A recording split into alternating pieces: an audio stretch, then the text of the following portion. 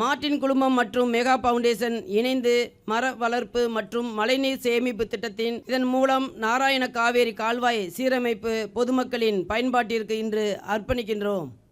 விருதுநகர் மாவட்டம் திருச்சுழியில் ஆரம்பித்து ராமநாதபுரம் மாவட்டம் சாயல்குடி வரையில் இந்த கால்வாய் 54 கிலோமீட்டர் நீளம் கொண்டது. சீரமைக்கப்பட்ட நாராயண காவேரியின் மூலமாக 59 நீர்வளத்துறை கண்மாய்கள் 30 ஊராட்சி கண்மாய்கள் இந்த கால்வாயிலிருந்து நேரடியாக பயன்பெறும்.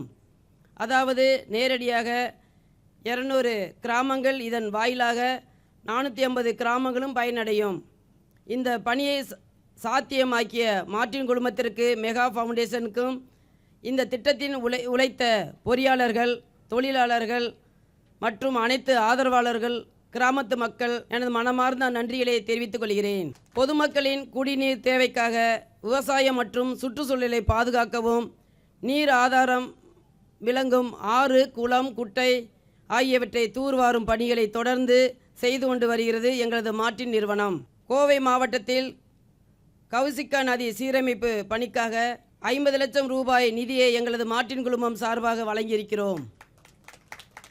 அதேபோல் சிறுதுளி அமைப்பின் திருமதி வனிதா மோகன் அவர்கள் கோயம்புத்தூர் ஃபுல்லாக இருக்கும் கண்மாய் குளங்களை தூர்வாரி கொண்டு இருக்கிறார்கள். அவர்களுக்கும் எங்கள் மார்ட்டின் குரூப் ஆஃப் கம்பெனி மூலமாகவும் ரோட்டரி கிளப் கம்பெனி மூலமாகவும் வெள்ளக்கிணறு சோலைக்குளம் சீரமைக்கும் பணிகளை தொடர்ந்து 30 லட்சம் நிதியை எங்களது மார்ட்டின் குழுமம் சார்பாக வழங்கியிருக்கிறோம்.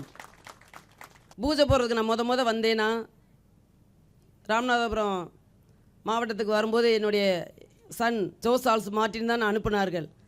அம்மா இதை நான் வெப்சைட்டில் பார்த்தேன், நிமல் ராகவன் ரொம்ப அருமையாக பண்ணிகிட்ருக்காங்க, அதுகளில் போய் நம்ம மார்ட்டின் குரூப் நம்ம இதில் தூர் வர்றதுக்காக இந்த மாவட்டம் ரொம்ப வறண்ட மாவட்டம், நீங்கள் இதை போய் பூஜை போட்டு வாங்கன்னு சொல்லிட்டு அனுப்புனாப்புல.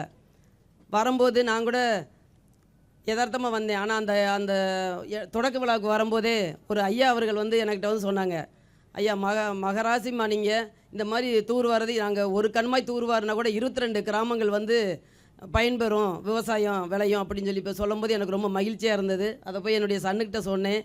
கண்டிப்பாக இதை நம்ம செய்யணும் அப்படின்னு சொல்லிட்டு பல தடங்கள்லாம் வந்தது. நிர்மல் நாகவன் சொல்கிறது போல் அதெல்லாம் ஃபேஸ் பண்ணி வெற்றிகரமாக முடிச்சிருக்காப்புல. அவருக்கு நேரத்தில் நன்றிகளை தெரிவித்துக் கொள்கிறேன்.